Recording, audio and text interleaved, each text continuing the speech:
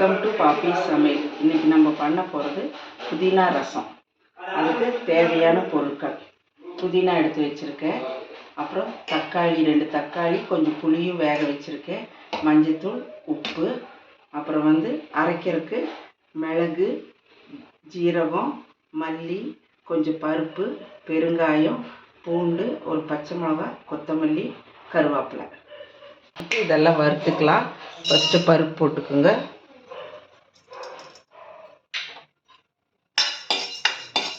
பருப்பு கொஞ்சம் வறுபட்டுருச்சு. இப்போ மிளகு, ஜீரகம் போட்டுக்குங்க. அப்புறம் மல்லி போட்டுக்குங்க.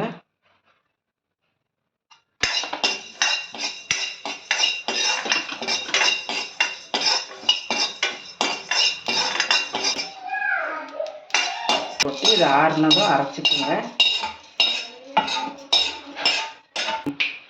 இப்போ இதை ஆறட்டும். அதுக்குள்ளே நம்ம இந்த தக்காளியும் புளியும் கரைச்சிக்கலாம். கொஞ்சம் உப்பு போட்டு நல்லா கரைச்சிக்கோங்க.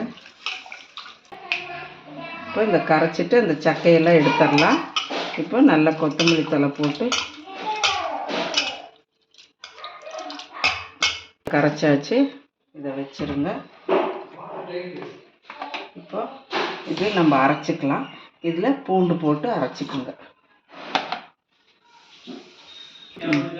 இப்போ இதை அரைச்சி வச்சாச்சு. இப்போ இந்த புதினாவை அரைச்சிக்கோங்க.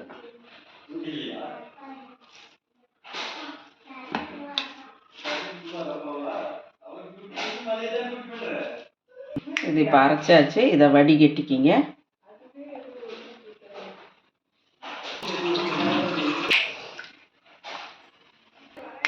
இப்படி வடிகட்டி புதினாவை புழிஞ்சு எடுத்துக்கோங்க. இந்த சக்கையெல்லாம் வேண்டாம்.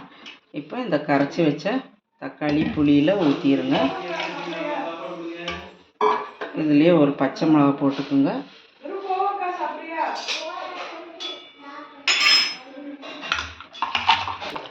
டேஸ்ட் பார்த்துக்குங்க.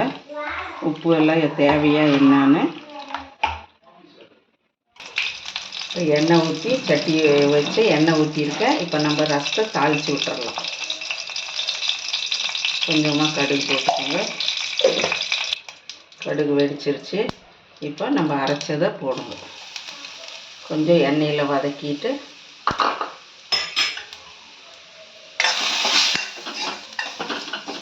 கொஞ்சம் ஊற்றிக்கிங்க. நான் கம்மியாக தான் ஊற்றியிருக்கேன்.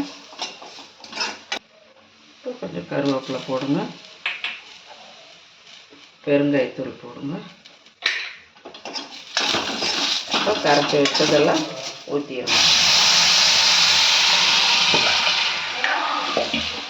தண்ணி வேணும்னா தேவையான தண்ணியை ஊற்றிக்கிங்க. கொஞ்சம் மஞ்சத்தூள் போட்டுருங்க. கொதி வரட்டும். புதினா ரசம் ரெடி ஆயிடுச்சு. அடுத்த வீடியோவில் மீட் பண்ணலாம். தேங்க்யூ.